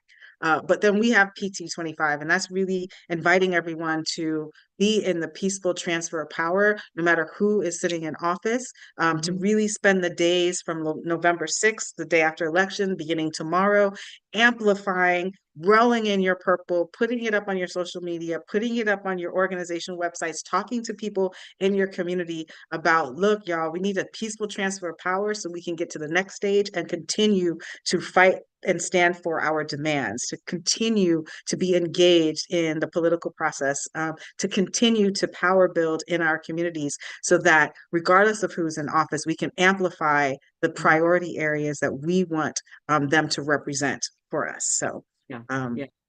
yeah, Yeah, we have peaceful to stay transfer of power, engaged. We 225, have to staying stay engaged. engaged. Stay engaged. And yeah, we can't go back to sleep. We can't go back to sleep, and I'm speaking mostly to the folks that look like me right now. We can't go back to sleep after whatever the results are. We have to stay engaged, So I'm grateful for the campaign that you're working on and that we're amplifying today, because that's super important. But I'm seeing the Right. 2 fruits of your womb in our waiting room, so I will let them in. So excited to have them joining Yeah. us. Here they come. This will be my first time. Okay. This is a privilege, y'all. Y'all are getting the fruits of my labor. You're having the J girls. The J girls are representing Hey, coming girl. on. We see that Jade is trying to get on audio still, and then we'll put on their camera. So we're here out in these virtual streets right now, having conversations about the election. Jazz, I want to know, hey Jade, look at Yay. my look at my this is happy. So like I said, you guys are getting the J girls. This is my little coven of happiness. I'm Johanna. There's Jade over there with the bandana on, and Jazz, the older sister, with the cute little afro puff on the top of her head. This is how we represent. Can you see our resemblance? Come on, y'all. What a beautiful. I feel so lucky to be in space with all 3 of you at the same time. Thank you. All right, ladies. So this is tell me how you've experienced election day throughout your lifetime. Like what has happened that you can remember, maybe your earliest memories or more recent memories, some of the critical things that have happened on election day, as you recall. It's important, very important in our household. We always vote. It's been, well, we've always been prepared to vote. And then when it was time to vote, it was like, all right, you're voting. There's like no excuses and stuff. But also, it was like the importance of us being able to vote, because it wasn't always a time where being a Black person and then a Black female on top of that, we have always been able to vote. So, gosh, earliest memories. I'm trying to think. It's always just like vote, vote, vote, vote, vote. We're gonna vote. This is well, I guess we always get information about the candidates. We've watched the debates, like it's just like preparation. And then as we go through like each candidate and each policies that are also like being talked about, it's like, okay, like this is not just, I'm not just saying, or for my mom, I'm not just telling you to vote and this is why you should vote. Like, why do you think that this is important? Because this ultimately affects you, me and my sister, because we're the ones who are gonna have to, be here longer in the decisions than some of you all. But What are you trying to say? What are you trying to say? we're gonna have to feel The future. It's the Right. future. Yeah, exactly. We're gonna live forever, right, Jay? We're gonna live forever. Well, I don't want to. I do not want to think about that. You don't want to live Do forever. not put that in these two's mind, because they even said they want to freeze me like Jason. Oh goodness. Right next to Disney. Jade, this is the first year that you have the opportunity to vote. And you know what your mama did this morning is I went on to When We All Vote to look at your voter registration, and on the national registry. And I say this, y'all, because we're voting out of the South. We're voting out of Florida in particular.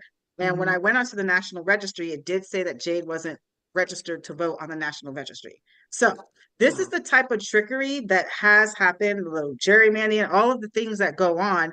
And I remember this specifically when it was Jazz's opportunity to do her first election and vote. We had to go through a lot of things. People entered in the information wrong. We had to go and get it rectified. And so I'm curious, Jade, and you did an absentee ballot, and you were going to mail in your ballot, but you have not received your ballot to your university address yet. All right. Mm-mm. Talk to me about the process and what you thought you had expected was happening today, and how you feel about it. Basically, I'm just kind of confused. I'm confused about the whole process now, because I thought it was just like, an A and B kind of situation. We put in our candidates and then we can go about our business. I don't know why they're not letting me do that. So, my mailbox was empty yesterday. All of the days that I've checked before that, still haven't gotten a ballot. Yeah, and after that, there's not really much you can do about that, I'm seeing. I have to go in person or something, but I'm not in person. So I guess I thought I was gonna get my ballot and then be able to mail it. And then, yeah, and then watch the election tonight. But I can't even do that. So maybe I can go to a polling location, but I don't think I can do that either. And then on the website for Miami-Dade, it says that they don't have a mail option. So I'm like, well, y'all There's weren't gonna lots of say options. that before, Yeah. or like, so yeah. No, there is a mailing option. Now, when you get to 5 days before the election and registration and stuff hasn't happened in your state in particular, it depends, and it's different for every state. So I'm You know, speaking about Connecticut's Florida, got y'all. same-day registration, which I've never experienced before, and I moved up here, so yeah. Yeah. People could go to a polling place today and register and then And vote. register and get it in. Yeah. Yeah. So Jade, I'm inviting you and instructing you in power dynamics right now to find some type of polling place today, because they might be able to print out your mail-in ballot with your ID and everything like that. Even though it's from a different, I don't know, but go to one of those libraries or major places, find out and see if you are having the opportunity to cast your vote. But I say that this is like really important for everyone to be thinking about as it relates to us being able to go and vote. And the us is all of us. Because there's all kinds of trickery. I heard some news that some ballots were burned at some place. This is a family of people who have been committed to the vote. My young people have been going to the polls with me since I could vote. When Jazz is talking about, we look at our ballots before, we go through some of the issues, we talk about what the actual direct impact is going to look like. And this is her first opportunity, Jay's first opportunity being able to vote, went through the whole process of signing up, filling in, and still doesn't have a ballot to be able to vote. And this could be the thing that like demotivates people from wanting to participate in the process, or this type of confusion occurring really does have an impact. And it's the Gen Z, it's this demographic of human beings that we really want to be engaged in the process. And we also know that when the process doesn't go the way that they want the process to go, we get the results that we heard from Jay. Like, I'm confused, and what is this about? I thought I was going to be able to go do A, B, and C, Yep. and I'm not being allowed to. So really does speak into like the knowledge that we have about, our election system, and making sure that there's not obstacles and barriers to having every single vote count. What are some of the things, y'all, that you woke up this morning thinking about in regard to election day? What's gonna happen? I was gonna say. Like, it's also interesting, and I think in the past 2 elections that I have been able to vote for, it's all just like, this is crazy. Like, Donald Trump, in my opinion, is still like a reality TV star, even though he's been president once. But it's just like it's shocking that we have allowed somebody like that to be in charge of us. Like, that's just kind of like wow, like, I don't know. So it's That's real. interesting. It's really interesting going forward. And I did kind of just want to say something about the ballot situation. Like, I definitely think that they make it difficult on purpose, so we can, we have, like, me and my sister's generation, short attention span. So if it's not something that's like A, B, C, D, it's gonna be like, all right, well, forget it, because it's really not that big of a deal. It should have been easier. If you really wanted me to do it, it would have been easier. Why haven't we talked about like a transition in the way that we vote? Like, it's not like this, the way we vote now is amazing. If they could just burn a whole bunch of boxes or not mail in things on time, like, why is it not virtual at this point? Like, come on, like, it's a new day and age. Like, just certain things that is just like you're not slick. And then we like, clearly it's like this because it's like you want to make it be difficult so that people don't vote, so that you can skew like the results and a whole bunch of things. I've said that so many times to people. It's like, if your vote wasn't so important, they wouldn't be working so hard to stop you from voting. When I talk to people about it and they're like, oh, I'm not going to vote, my vote doesn't matter, I don't think I'm going to. You're right. It's like there's intention behind all of it, not only for it to be confusing and hard to access, but then either that'll prevent you from voting, or they'll get the result they want, because when there's low voter turnout, those that are in power tend to stay in power, right? So, yeah, if they really were serious about it being accessible, we would have all been voting on our phones. I mean, you can vote you could vote for Idle and only vote once because it recognizes your IP and won't let you vote again. So why can't we do that for, for They're general? doing retinal scans on technology.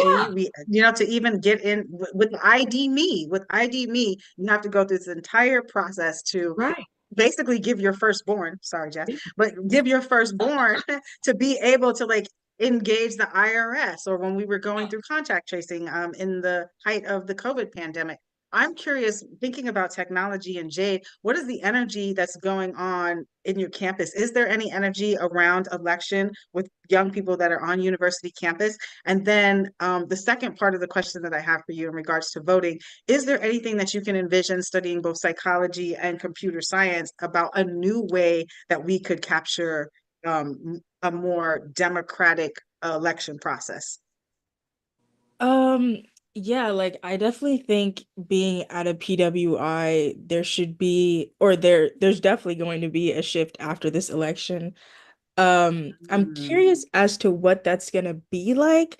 As far as mhm. what it's like now, we we as a school aren't really allowed to do protests and all that making noise anymore because of last semester. They basically stopped that after the Gaza protest. They were like, y'all are doing too much. So you can only really like there's places to get you to vote and like stand so that you know that the election is happening, but there isn't really like in terms of the people's Energy. voice, there's no Yeah. people's voice. It's just like whatever's administratively allowed, if that makes sense. That does make sense. That's what it seems like they're trying to do, like on US territory, right? It's just like quell the people's voice, which is what democracy is supposed to be built on, for the people. Um, and just giving us, like, those who are ruling the masses and have the most money, and in their imperialistic and capitalistic nature, telling us what and how we can do. Kind of like Donald Trump said that he would, protect women if they like it or not. So, yeah. Okay, so that's another thing. I feel like as a statement that I think was supposed to be reassuring, that really sounded like a threat. Hmm. And I feel like everyone should be threatened by that Yeah. because that was Mhm. definitely a threat. What were some of the threats that you experienced off of that? Like when you heard that, how did it make you feel? Like, it was beyond being threatened.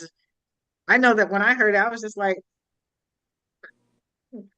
I there is a component of like wanting to have protection and safety, but protection and safety that I have the autonomy to communicate is the protection and safety that I want, not right. someone telling me what it is and how I'm going to be existing in the world. Hmm. I meant to ask you to talk.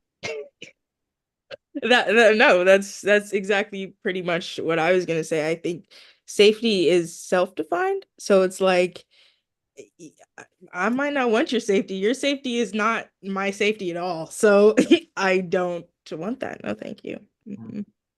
No. That's very, very real. And the paternalism of assuming, first of all, maybe that women don't know enough about what we want to engage our own safety, so therefore you're going to come in and do it whether we like it or not. Like we would not like it. I mean, just the whole thing, it was just, yeah, it was That just ultimately. brings up a point because I hadn't thought about it in the way that you just said it, Deanne. And I'm like, is that a cultural context of like white maleness? Like, is that a thing that happens where it's just like, y'all gonna do what I say?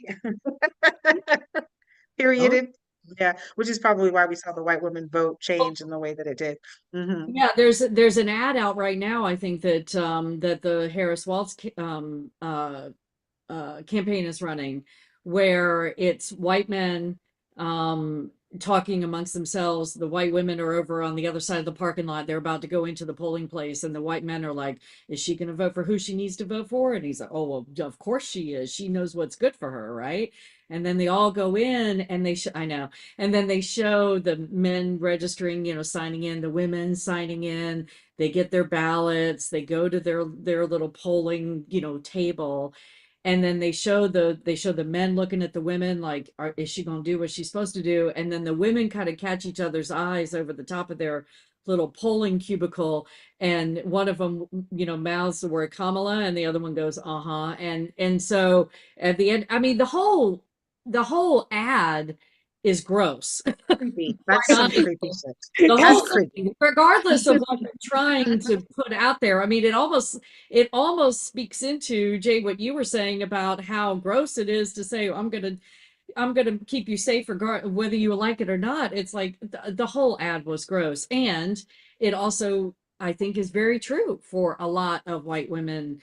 And the paternalistic subliminal like messages that happen within white houses and white homes, that you will ultimately do what your husband wants you to do. And even in this, how many decades later of the feminist movement, we're still doing it. So And then you do benefit from the promise of protection in that way, yeah. right? And it's still be held on the pedestals and all of the things that do occur.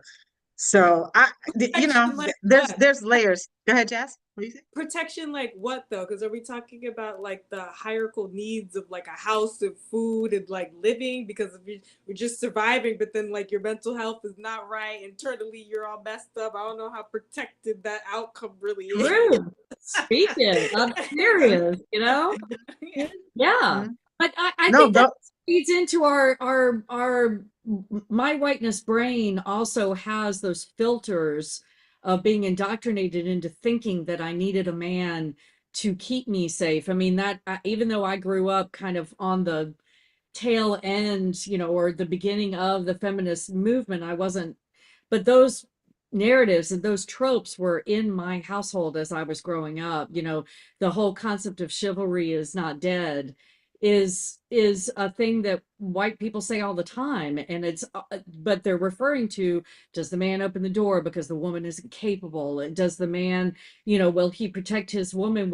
And will she benefit from his protection? I mean, all of it is just disgusting, but it's all tropes that date back to, it just keeps morphing. And we were talking earlier about how white supremacy just keeps changing, and Mhm. that to me is just another example of that. So Morphing into that 100%. Yeah, and that's interesting because I'm curious about how, Jazz Jade, you would see chivalry not dead, right? And having somebody being in the care and consideration. I'm thinking about when we were in Abu Dhabi. Let me talk about our traveling privilege.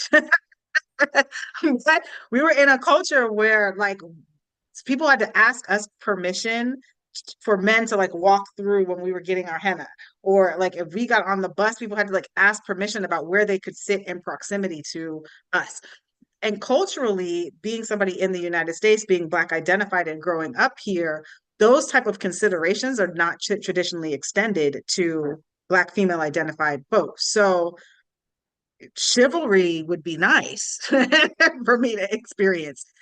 Protection in a way would be lovely for me to experience. And I know that that is a part of the privilege of a white woman going into the ballot box today and saying, I mean, even in feminism, and we've gone through waves of feminism, right? So we went through waves of just even being acknowledged as a human because of our gender. Then we've gone through the opportunity to be able to vote and have our own bank accounts and have our own autonomy because of our gender. And then we got into this kind of like demanding equality with men because of our gender. And now like we're in this place of this new feminism that allows us to be in height in the pinnacle of our leadership, and take these places to be able to uh, offer visions of the way that we see that we can exist in the world just now in this moment. And really, a vote for Kamala allows that level of expanded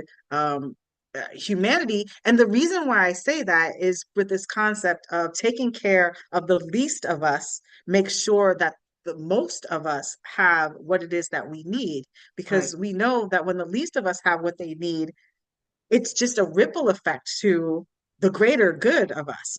And so we really have the opportunity to look at what our existence could look at, like if the least of us could rise to a position of leadership to have a greater expanded vision. And now we know that there's impact, right? Because we know that we've listened to Kamala talk very, how did you say, with strong aggressive voice. It was a language that you used in our previous podcast.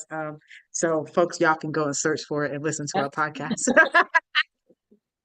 But Deanne was speaking into like Kamala saying, "Oh, I'm going to support it like so strongly," and having such very Right. conservative and criminal legal policies that have traditionally and disproportionately harmed Black and Brown bodies and communities. We know that that is a reality of the existence that we're going into, but that is a different existence than being where there is unlimited power for law enforcement and immunity in any behavior when we have and exist in such racist structures. And those are some of the things that I was thinking about as I woke up this morning. I remember the last election, that it was Donald Trump and Hillary Clinton. And when Donald Trump won the election, y'all, we were sitting there, I started to cry. Like I was like bawling, crying, because Wow. I'm just like, what does this mean for me as a single Black identified female raising two Black identified females, and what opportunities are they going to have available to them to be their full autonomous selves, right? And so all of those things have come up for me. How are y'all feeling about those things that come up for me, and what's the reality of your experience? Or do you even have a response to that? From the things that you were saying, the word that was coming up for me was like consideration. Like, I just think that the consideration hasn't, or is still shifting. It's not ever really fully there for Mhm. a Black female, I think. That was like a big, I was like consideration, really, because you're like, oh, even in the different cultures, it just sounds like they're considering women a little bit more and their equalness to what we bring into the one unity. But yeah, and then you were saying like you were saying the least of us, when the least of us are benefited, then like it has that ripple effect. And I question the word least, because how are we putting it in terms? Because our correct me if I'm wrong, but I think there's a lot more brown people on the earth than there are white people. So then the least would be kind of Thank the you for that. situation that we're in right now, versus the majority. We're lifted up and we can all rise. But yeah. Mhm. Yeah, it was just kind Yeah, of no, the least of us in the context of the earth and the context of non-white identified human beings, there are way more, right? We're like at 95% white identified human beings. Actually, when we look at it, might only be, 5% of our entire global ethnicity. And we've watched like bullying and violence help them to get to a place where they're able to, you know, force imperialism and colonization on an entire globe of people. Yeah. And so that's hard and difficult, except in Ethiopia. It's not happening the same. How about you, Jay? And I also wanted to ask that the vision for like the future, like, Afrofuturism and being able to kind of vote in a different way than what we do now, where you can't even go vote, but you do have your technology in front of you that could do a retinal scan and allow you to place your vote. But tell me what your thoughts are.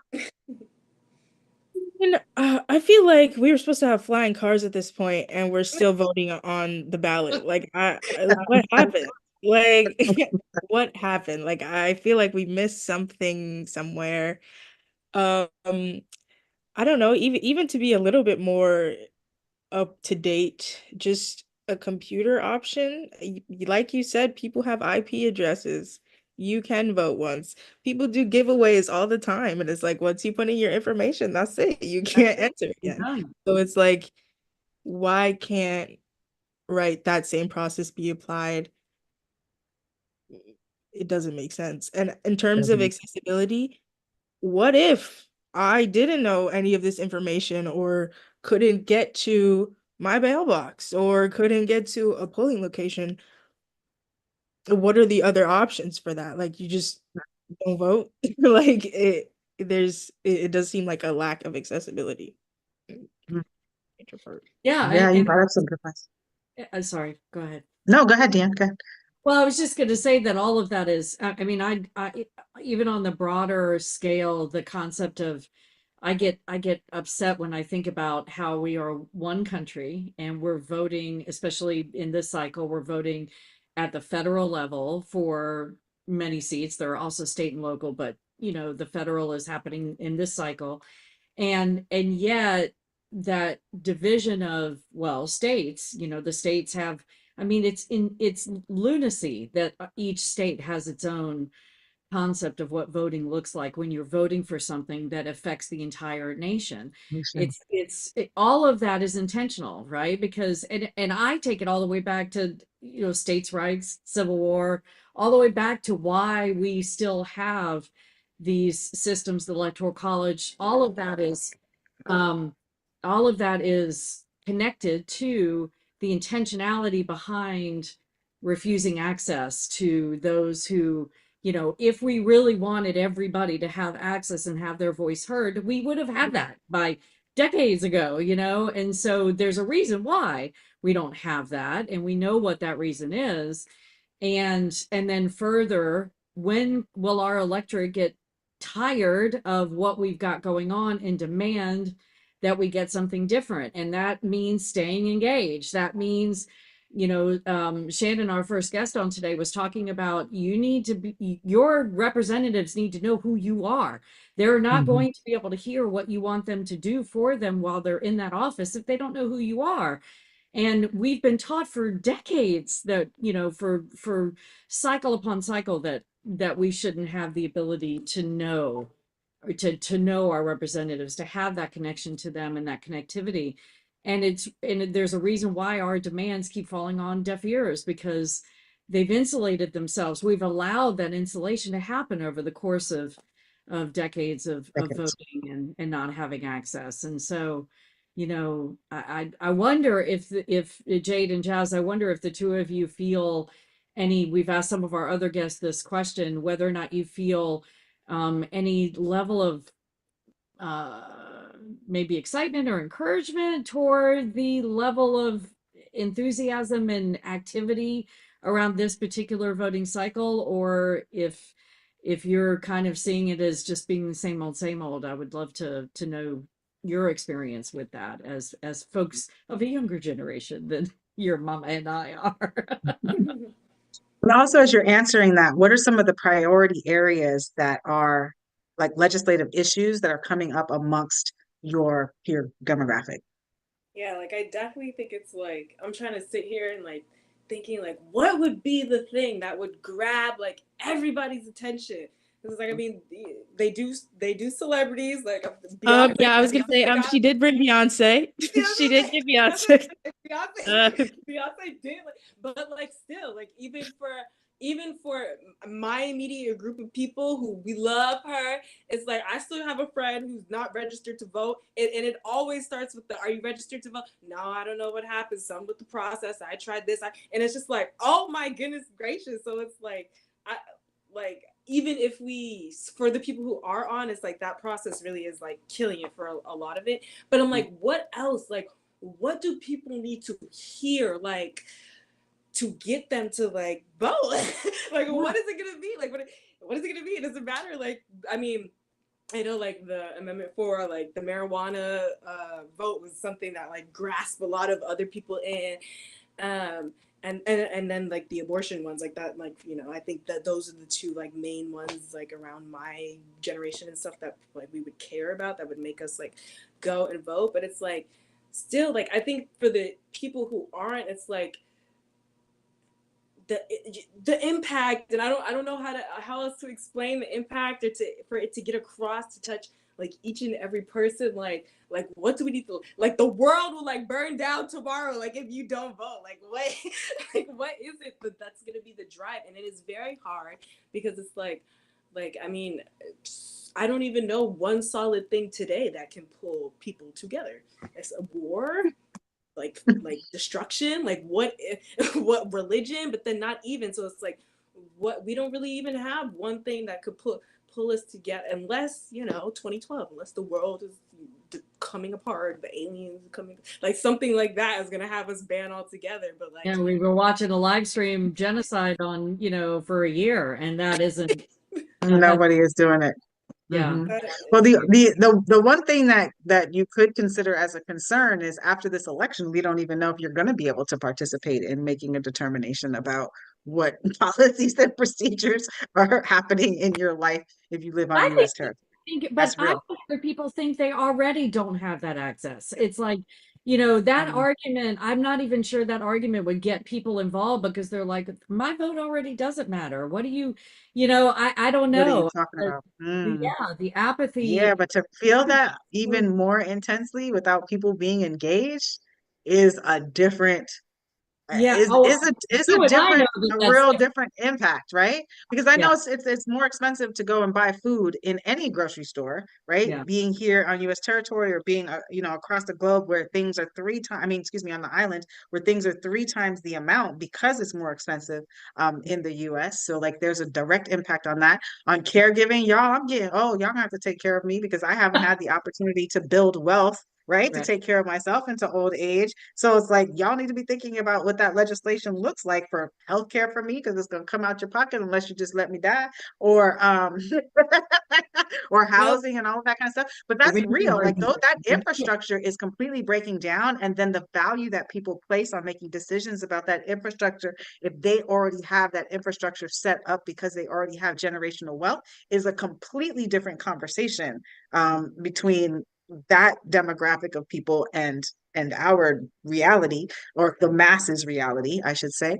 um so those are some of the primary issues: healthcare, your own personal reproductive rights, what education looks like, how much it costs, food on the table, child care or an ability to raise your child, the information that is going into your minds when you're sitting in schools, the access to resources to be able to develop your minds, to be able to give us different solutions and outcomes for the future. All of these things are critical components of exercising our right to vote, which is why it's been so critical for me, is that I don't ever want that right to be taken away, because we Yes, can mom, look at what but mom, Mhm. mom. Yeah, We, yes, we have but mommy.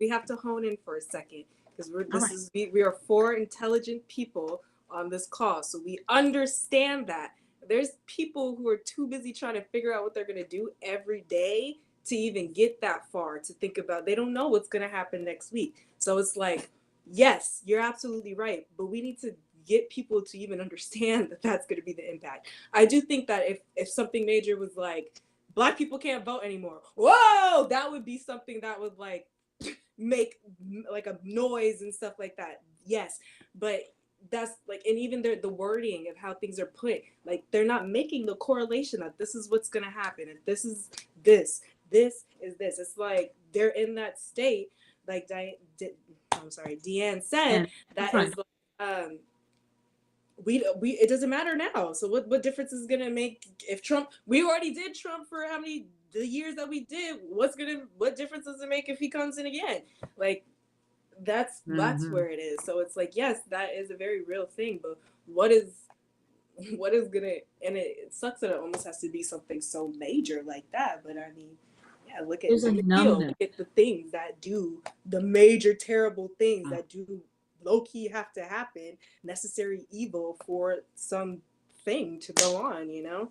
There's a So numbness that happens Mm. that feels like it exists in the, I feel like I've been more in touch with this over the past year, watching what's happening in Gaza, and people's just complete refusal to see, refusal to understand when all the information is right there, and they're explaining away a genocide, rationalizing in a way while we're watching these children and humans be murdered every day. And it's the numbness is just so deep. And I mean, it's taken this, in the recovery circles, they talk about stinking thinking, and how when you get into recovery that, and people are like, I want it to be different right now. And someone, an older, not older, but a more seasoned person that's been in recovery for longer might look at them and go, how long did it take you to get here? Like how many years Mm. did you behave in a bad way before you got to recovery? And they'll say, oh, 10 or 15 or 20 or whatever. And they say, that's how long it's going to take you to get out of it. It doesn't happen immediately. And so if we think about how many cycles, election cycles since the inception of this country and we started having elections have happened with this apathy and this, lack of access. And of course it's ebbed and flowed and, been severe and been less and all of that over the course of the time. But all of those years it took to get us to this place, how many years is it going to take to get us out of it? I don't know. I don't know if it's going to be in our lifetime, but that's where we go to being a good ancestor. It's like we got to do the work now so that future generations might be able to enjoy better access than we have today.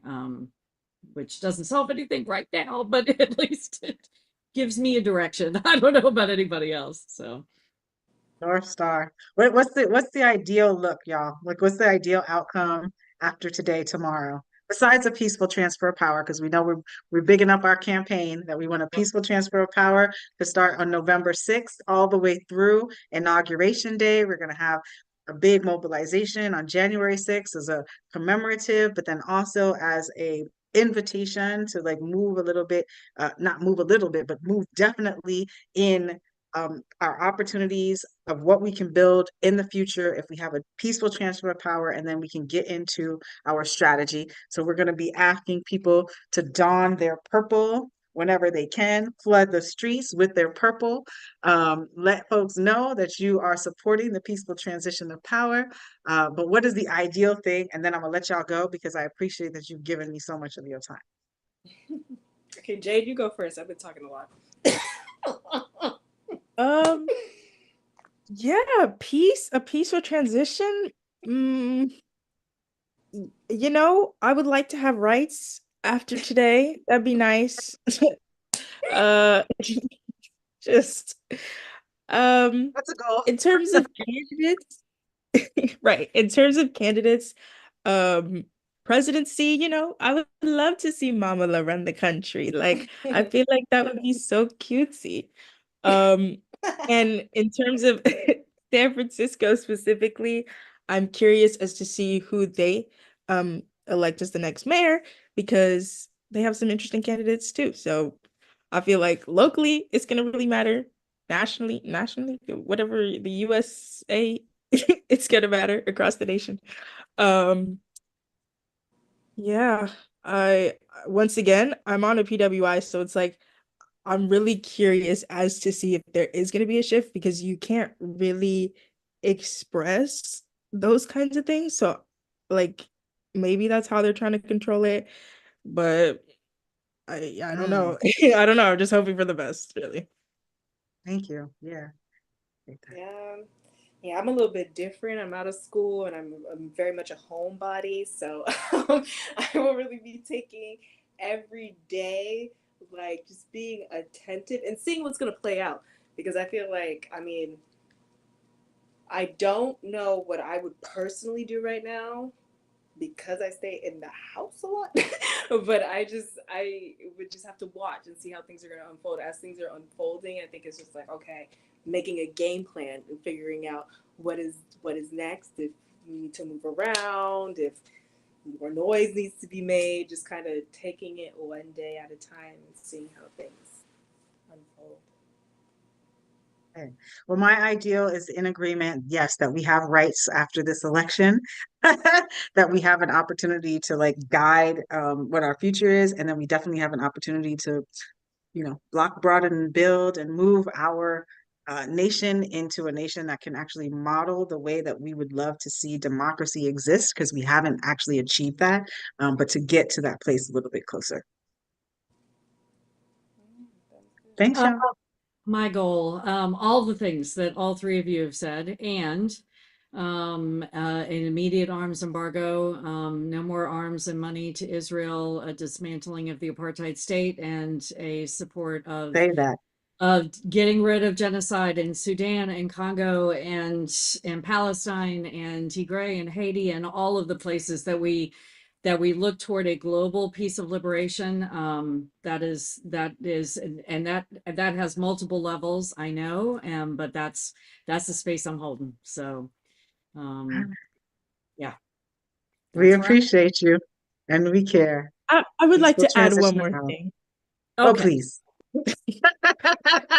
So I feel like it's because it's such a time of change, whether or not this will be our first woman in office or not, or Trump part two.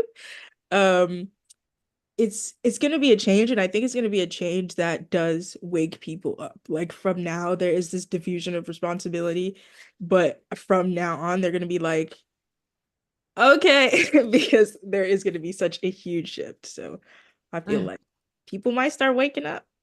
I hope so. That we love when people get woken up. Yeah, Be yeah, wake woken it up, up. babe. People, you can do it. And not only that, but also making sure that you give a F. Yes, So, yes. thank Thank you you for coming both for on. being on here with us. We just we Yeah. mentioned earlier, we just celebrated 500 downloads of our podcast. Woo! So we're very excited about that. And I'm so glad you're on here with us today. Thank So, you. yeah. Proud mama, y'all. Always doing the thing for me. I appreciate you. Good Love you stuff. guys. All right, get to your day. Get to work. Get to handling your business. All right. Bye. Talk to you soon. Bye. All right. Oh my goodness. Well, It's good friends, to see the young people engaged, and thinking about this and hearing some of the realities of like what's important to them and how they are um, participating in this process or not. And then so yeah, I love hearing those conversations. I think that I'm really excited and thankful for our guests having come on and Thank you. share their experiences. We had like a wonderful a showing of who is listening and who is in our immediate circles participating in this process and going through. We missed one of our guests. We don't have to say that, but I was hoping to hear about what's going on in California, being on the complete west side of what's happening. And maybe there'll be another time when we could talk about what's going on in California and, you know, how that state also leads in the ways that it does as far as like progressive politics. So Yeah, this has been great. All of these conversations have been wonderful, and I'm always happy to be in communication with you and dialogue with you. But you know, I want to say to anybody listening, anyone that may be watching this after we're done today, you know, we really want to hear from everybody about what you give a fuck about, right? Because it's not just about us. And this is our first live, and hopefully won't be the last. And so, so yeah, we're just I'm just so grateful for you, and hope that your election day continues in the way that you would like it to. And we'll see what happens. we'll definitely see what happens at the end of tonight. And also inviting everyone to join us on our Peaceful Transition of Power PT25 campaign. Let's make it happen. Let's keep it purple. Instead of red, blue, green, and yellow, let's make it purple for this time being. Be royal in our ways, but then also be calling in peace as much as we can across the globe, but modeling it from the United States. Hashtag stay engaged. Stay engaged. PT25 Peaceful Transfer. See you next time. Bless y'all. Yep. Be blessed. Be blessed. Why do I give a fuck? Why Thanks do for I joining give a us. fuck? Until next time, as you move throughout your day, continue to ask yourself, Why do I give a fuck? Why Do I Give a Fuck is produced in collaboration with Johanna and Deanne. Music by Norwegian musician Water. See you next time.